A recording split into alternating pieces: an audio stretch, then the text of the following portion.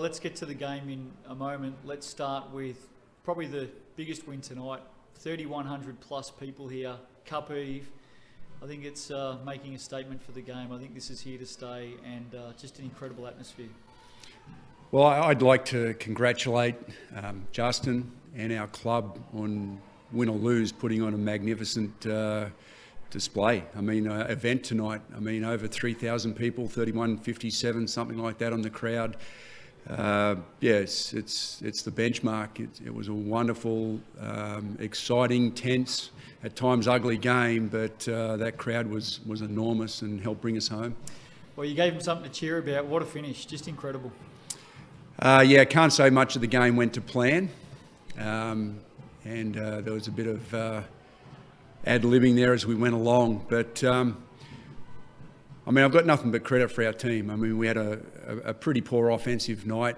We shot the ball poorly, and all we could kind of do was hang in there with our D, as we've continued to do, to give ourselves to try and find an offensive formula, and really the main formula became how we're going to get the ball inside to Lizzie, and she delivered.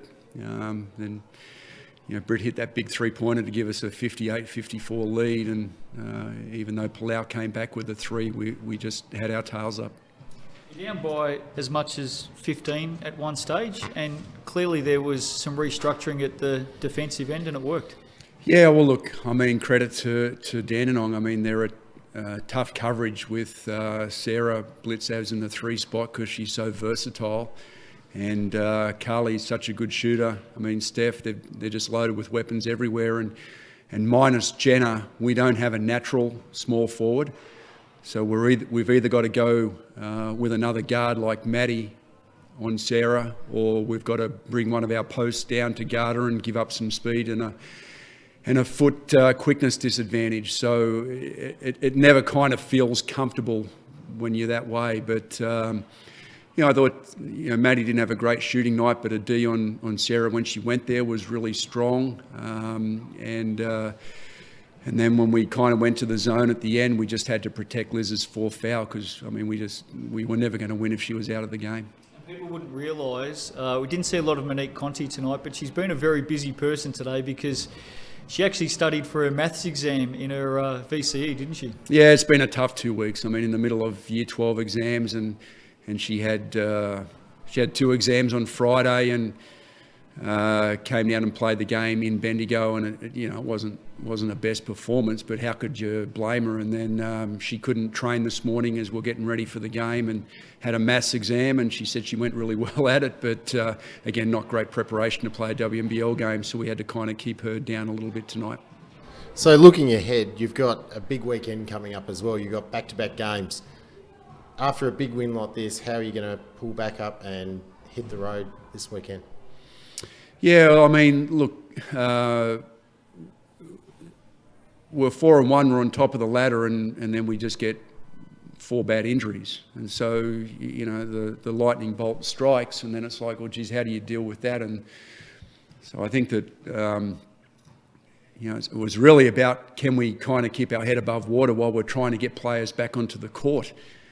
And, we've now won 2 and lost 3 through that period of time. And these players that are out injured are starting to come back in. So, but we haven't played with our full-strength roster all year. And I'm just keen to get that group of players together on the floor, because we won't know if we're a real contender until they gel, they get a chance to play and develop some chemistry. So you mentioned Jenna O'Hay. How far away is she realistically going to be?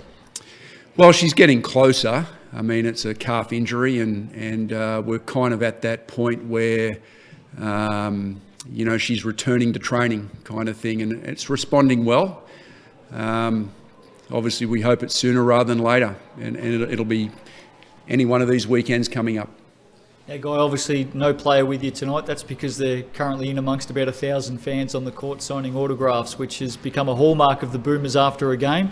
But on some player news, without giving too much away, there'll be a new player announced on Wednesday in a couple of days' time, and it's an exciting one. It's a special one. Yeah, it is a special one. And I won't break the news. I'll let the club do that. But one of our commercial partners is Matty Revolt Vision, and it's in conjunction with that. And we've got a different new player signing around that one. Yeah, watch this space. Hey, congratulations tonight.